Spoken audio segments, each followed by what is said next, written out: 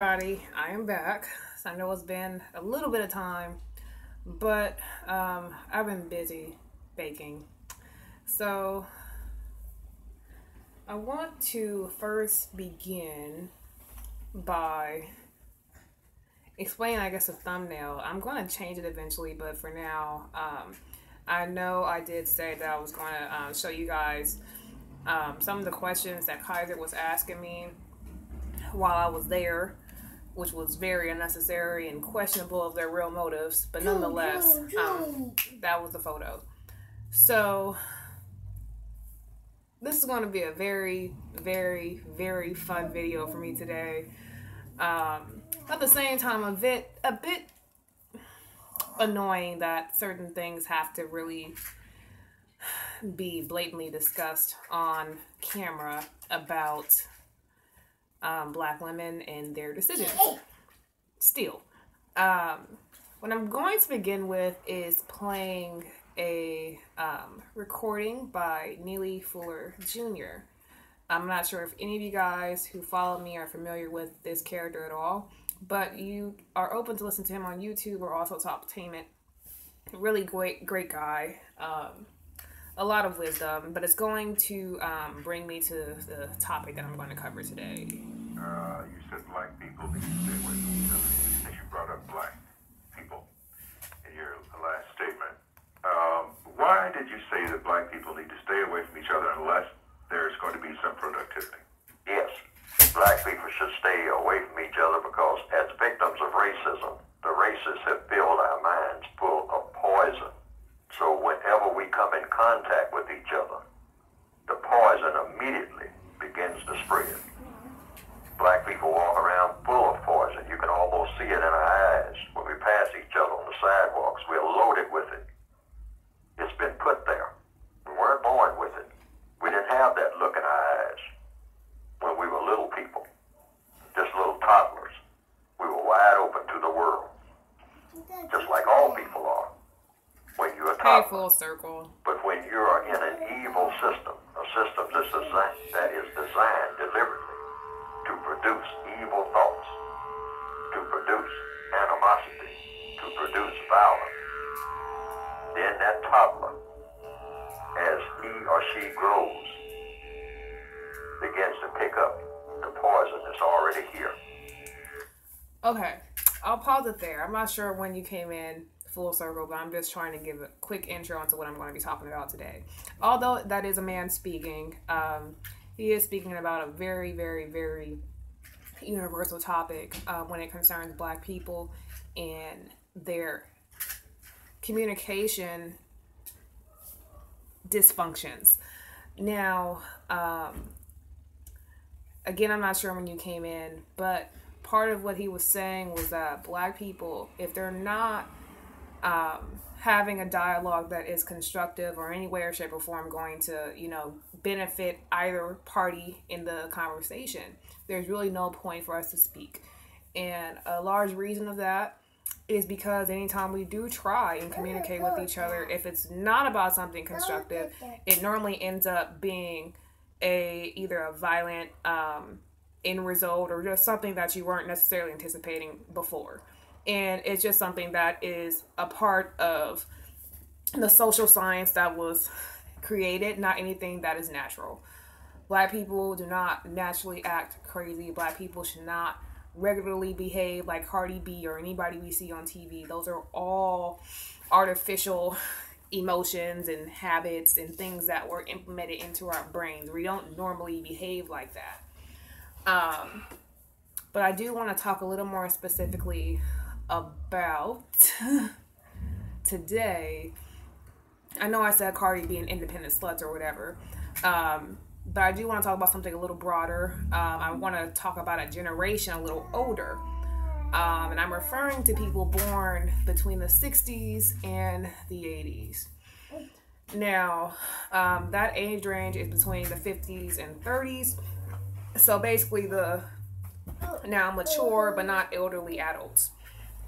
The reason why I'm talking about them today is because this group in particular, although it's a 30-year gap, they share a lot of common beliefs on how this world should go, and also a lot of common misbeliefs about how they should conduct themselves and how people should not address them about what they're doing. Now, we know that there's plenty of men and women who belong to a single mother or have lived in single parent households that may not have had the best outcomes. And a lot of times while living in those kind of environments, there's not too much positivity going around the kids. There's really not any much positive influence at all, depending on the single parent. Now, again, normally when we're speaking about Black people, we're talking about single moms. I'm not really talking about single dads right now. And a lot of studies already show that people who do live and, raise their kids as a single father, in comparison to single moms, they do actually have better outcomes as adults in comparison to single mothers, because they, live off of emotion and they can't really handle a lot of things that men will, and they don't, respond to it the same way, which is understandable because they're not the same. We're not made the same. But nonetheless, that does mean there's a lot of responsibility that women do need to take on as far as why their kin are misbehaving or acting very dysfunctional as adults. And there's not a lot of acknowledgement that goes into play when it comes to, trying to figure out where these little family issues derive. Now, I know with my family, I was raised in a single parent household. My mother was legally married the entire time up until my dad passed away in 2011. However, I do not ever recall a day that we lived together. He's always known where we lived. However, his name was never on the lease or on any paperwork to prove that he was a tenant where I lived. That was never the case. The only real relationship that my mom wanted us to have was that he can come to the house or take us places, but you need to come back. If he would try and do like little things like give us money, because I have 2 other siblings,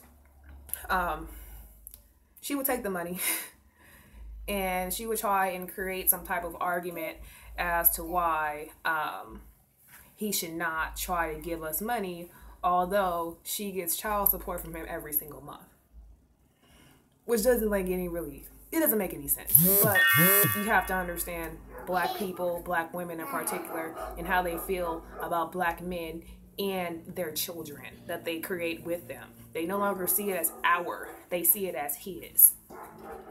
It's not a shared situation. A lot of women will they normally say, if their children acts out of line or whatever, even if the father is nowhere to be found and they made sure of that, they still will say to the day they die, they acting like they daddy. See, that's why I can't deal with it. It's always something to redirect the energy that should be placed on you, mother, to either the dad or someone else that has nothing to do with the situation. And a lot of times that can be the kid too. A lot of the anger can be expressed on the kids. A lot of times I would hear things growing up like my mom wished that she could have better kids, that doesn't mind cleaning up the house and I guess not eating as much. Just like little slave comments, And there would be times when we would watch films, like I said in the past, where it was a scene in Roots where the mom and daughter approached the master's house, and the daughter needed a coat, and the mom had already explained to her if she wanted to get a coat that she would have to have sex with the master in order to get it. And for parents that were born outside of that time frame, you would assume that would just be a very traumatic thing to, take in or just observe as a movie viewer. With my parent, on the other hand, and a lot of people from this generation, she was born in 62 again, the impression is not at all that the way that these white people were thinking at the time was bad. Because, number one, it was the law, and number two, Black people were going with the shit too. They were following the law also. Even though they didn't want to, they still did. So for her, it's justifiable. Even when speaking about police brutality, since we know there's been a lot of videos that surfaced along the decade, I guess, about white officers implementing a lot of fatal violence on black people. My mom will still excuse it and say they were just doing their job. And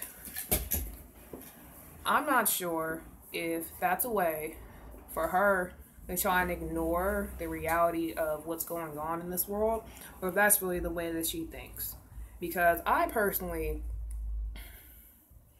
think that a lot of black people from that time have decided to settle on what the laws are and what the laws were.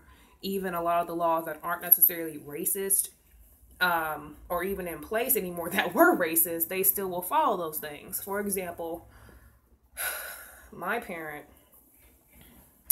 likes to micromanage things like observing who comes in the house and where and when. When I got my first like official job that was like long term, working at UPS, otherwise known as fuck ups, my parent, the hours that I had were very early in the morning, like from 3:30 to 6:30 a.m. during the week. So everybody in the house was normally asleep. This was like some years ago, but still was recent enough for me to recall what the fuck was going on. Now, normally my parent was not necessarily the most interested person in what goes on in my life, but now all of a sudden, because I have this new income that's coming in and I'm going there supposedly every single week, and a factor that she added was that because it's dark outside, that she didn't feel that I should have a job there at UPS. But since I continue to go, now she's taking a responsibility on herself to stand outside and wait for me to leave for work, which made no sense to me, because what do you think standing outside in East Oakland at 3:30 in the morning is going to do for me? What is that really doing? It makes no sense. Another time I had a man and not even his ass was doing this shit. It just makes no sense to stand outside and do it. If you're really that concerned, your ass would have made sure I got there and got back. But all you're doing is standing outside being nosy to what the fuck I'm doing. Trying to basically calculate the times that I'm going to be out during the day and when I'm going to come back, so she can decide what the fuck kind of conversation she's going to have with me. It's not even really my parent trying to have a relationship. It's her trying to pocket watch me, which is crazy. A lot of parents do this shit, whether they're pocket watching you or even when it goes as far as the people that you date. They try and also manage that. If you're not doing something that they do not instruct you to do or suggest, or it's not something that they can oversee personally, they will try in all their power to get you out of that situation or try and make it seem like it's just the worst predicament you could ever be in, even if it's the best one for you. And for me, I've always picked up on this very weird aura that my house has always had. Number one, the lacking of a father in the house is just like already a clear issue. There were certain things that just was clearly a man's responsibility that wasn't being fulfilled, and she didn't mind it because all she got from not having a man in the house was free money in her eyes, and all she has to do is wait for these kids to get old enough to give them the boot and continue taking the money. And that's exactly what she did. My father passed away in 2011, like I said, and because he was a hard worker and still legally married to her, she was entitled to a majority of the estate. So give me just a second, guys.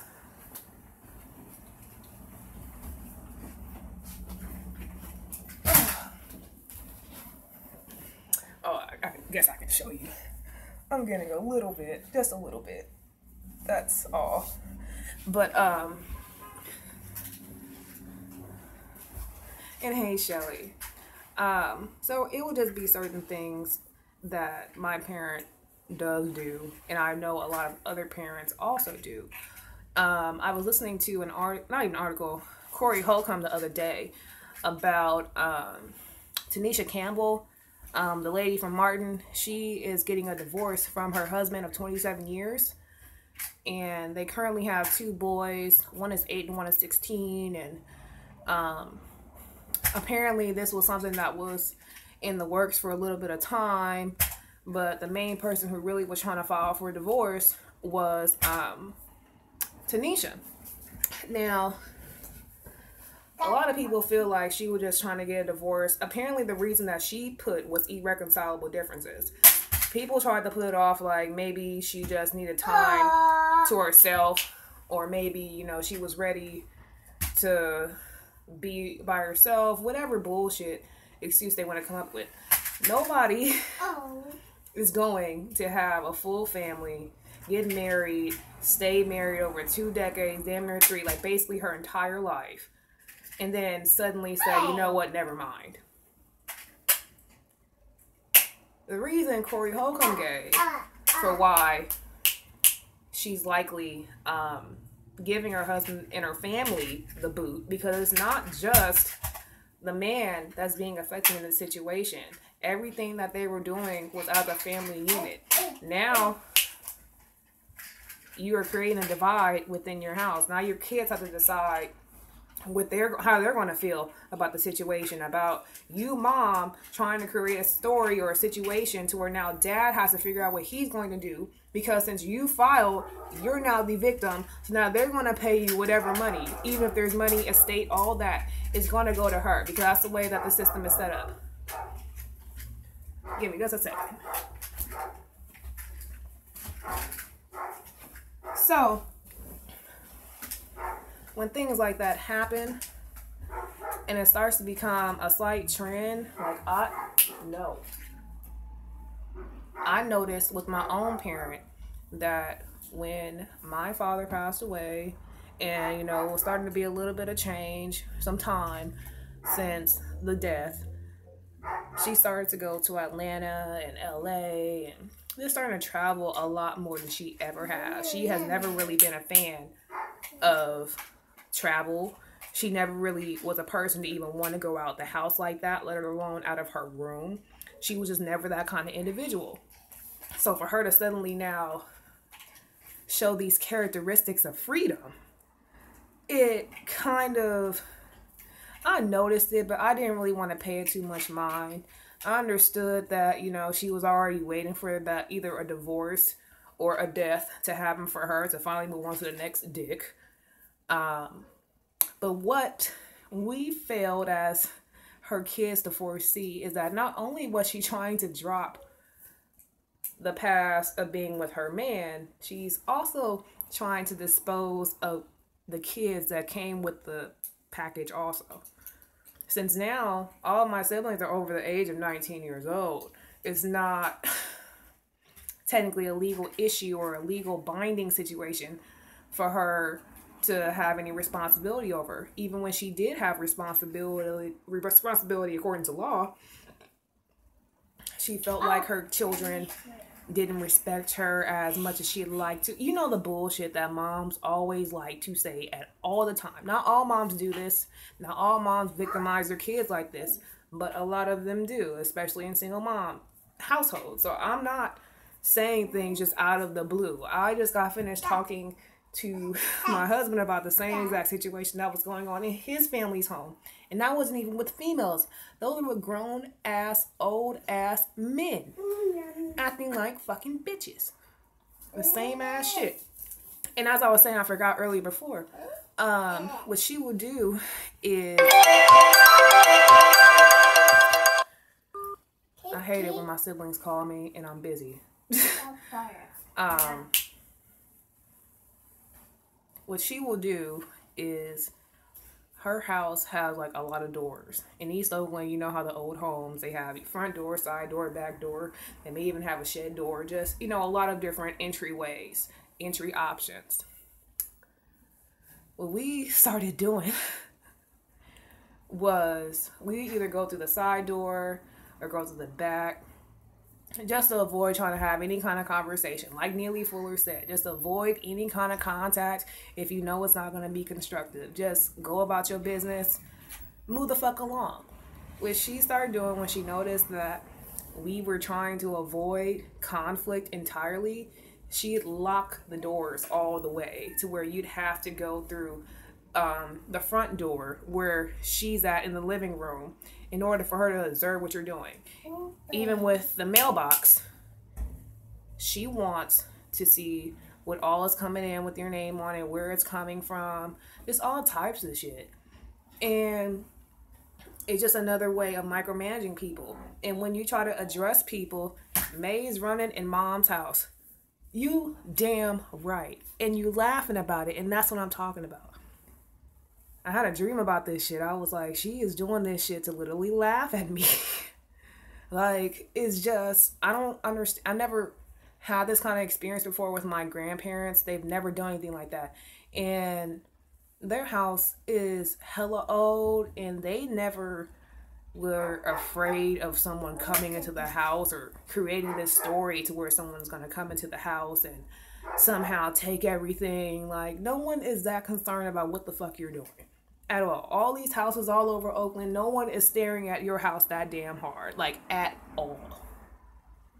But you were like posing this story and like making it such a big deal for everybody else to a point where people just don't even want to talk to you. But then when you try and develop this relationship with people from this generation between the ages of like 60, 50, 40, 70, sometimes it's way too much control. Full circle, you're right. They try to overpower everything that you do. They try to live through their children. And when their children picks up on the hint, then they want to say you're disrespectful or you got to get kicked out of the house. Or there's some type of now imbalance to where the older party now feels like they can't function or do anything right, or they can't do anything at all without stepping on your toes. Well, you're damn right. Because every time you make a decision, every time you wake up in the morning, you're trying to fuck with me. I can't go to work without you bothering me, trying to text me about some bullshit at 2 in the fucking morning. What person born in 62 is up at 2 in the fucking morning? No goddamn body. Yet now that I told you I'm going to be up at 2 in the morning, now you all of a sudden have sleep hours to where now you're capable of now being up every single time I'm up. And at the time, I wasn't just working there. I also had a separate job. This is my lovely husband. Isn't he so handsome? My boss tried to Harvey Weinstein me at 420 Medical MD, but she's a woman. This bitch keep trying to get me to pull out on her, and I won't do it. I keep telling her I got women. I don't need you. She was bragging, talking about today. She came in there and said, Lil Bow Wow in the Bay Area. Y'all check that out. She's sitting there bragging about Lil Bow Wow and how she was out with him all night and everything. Trying to make me jealous. I don't give a fuck about you, bitch. These chicks, man, it's something wrong with these sisters. And then they want to throw their little shit on me. But anyway, I'm about to get dressed, you feel me? I'm about to get, it's Friday night. Holla at y'all. You know what I'm saying? I'm out. I ain't got time for this shit. Anyway, Kai, we got some weed, man. And mind you, the age of the person who has been like bothering him, he rocking that Killmonger look. You damn right. You damn right. He's my little revolutionary. I was doing that. I was doing that before him. Yeah, long before. This is Oakland. This Oakland, man, where they did the movie. Dude, Oscar Grant. I mean, whatever dude name. What's dude name? Michael B. Jordan. I don't know. He's been coming out here getting his style from Bay Area cats. That's why he played Oscar Grant in that movie. He been coming out here, so you know yeah, he got that from us. For the glasses, the jean jacket. Look, check this out, y'all. Look, hold on. Where my jacket at? Where my jacket at? This the jacket he was sporting in the movie right here. This the jacket, bruh. That bro was copying me. This the jacket he had on in the movie. The glasses. Hold on, where the glasses at? I don't know. It's somewhere over there to the right. Where the glasses at? Anyway, go back to your show. I can't even find them. But even, I'm glad he did mention that because I did bring me to the point that I did want to speak to you guys about the dick clutching with older women. Double dick clutching. It's just dick clutching in general. It can be triple, quadruple, anything. Aren't these cool? You put them on. You put them on. See, told y'all. See, he got that from us. He was doing bass shit like 40 and shit. Look, they leaving because I'm in here. No, they're going back and forth. I know that they switch. But still, I did want to talk to you guys about that. Said, what you want to eat? She's trying to go to Chipotle. I'm not eating Chipotle. I don't want Chipotle. She said figure out something else then. He's like, oh, okay, I know Oakland. We got you.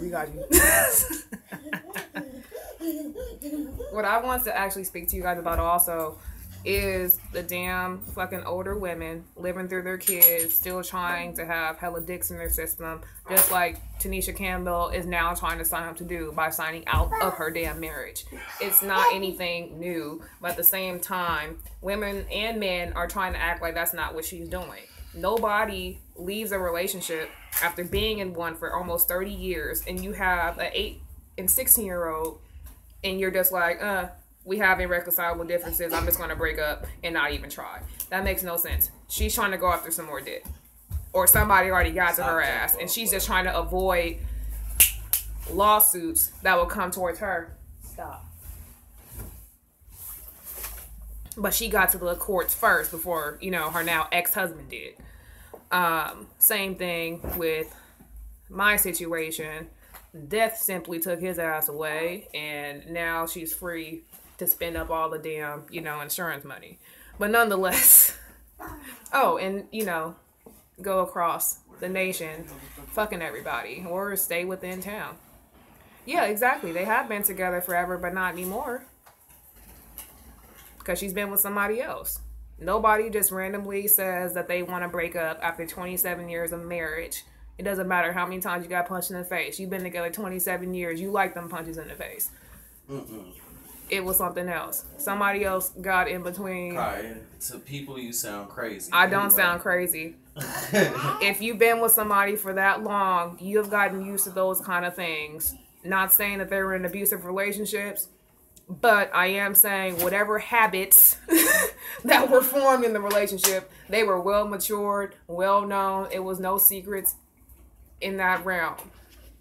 She wants some new dick. That's all that shit was about. So hand me my shirt and my pants right there. And all these mothers, all the moms that sit around trying to harass their kids or harass their husbands about why aren't you going to work or why aren't you going to school? Why aren't you doing this? Why aren't you doing that? It's not because they want you to do better. They want to micromanage what the fuck you're doing, and they want you to basically work off their bills for free. You're not supposed to be concerned about yours. Even if you need to get gas in your car and pay for things and support yourself, they still expect you to put money in their hands first, even though they know that you're still trying to simply, make something out of yourself. They already had their time to make something out of themselves, but they chose to fuck around and have hella kids and shit and be on welfare for hella years. Now they're mad at their children that they had on welfare with their ass, that they was on welfare for hella long, and now somebody needs to pay their ass back. And they look at the children. And now the children are the bill collectors. They're going like this to you. Like, they will knock on your door for some money more than the goddamn bill collectors. About money you don't even owe them. Like, it makes you wonder. Like, was there some type of loan program for sperm at some point, and they were supposed to get money? Like, what's going on? How y'all like y'all see the RBG look right here? Yeah, no, I'm just fucking around. Hey, look, Kaya. So you're supposed to fix their credit? You damn right. You are supposed to fix your mama's credit. You are. You're supposed to buy them a car. You're supposed to buy them a house. You're supposed to make sure that their bills are paid while all your fucking credit is going down to zero, making sure of that. And they still won't give a damn because they're good. It's just ridiculous. They like your outfit. Yeah, we gotta go get something to eat, y'all. She will talk to y'all until the cows come home. Until next time. This is what she loves to do. Hey, I know y'all probably don't know. I have my own show too. I was real popping. I went viral and shit. But we about to open up new shows when we get our new home. Who the hell is this? You. Oh, anyway. Checking my phone. All right, y'all. I'm out of here, guys. I will see you guys another time. They want you to put off your goals. Yeah, you're damn right. They will put it off to a point where you either forget about it or it's simply unattainable. You would have already had the resources to get what you wanted to get in life. You already had the plan. You already had, the journey already set in place for you. And the second you take the first step, they will stop you in your tracks every single time. But I gotta go. I gotta eat. I will talk to you guys later. Have a good night.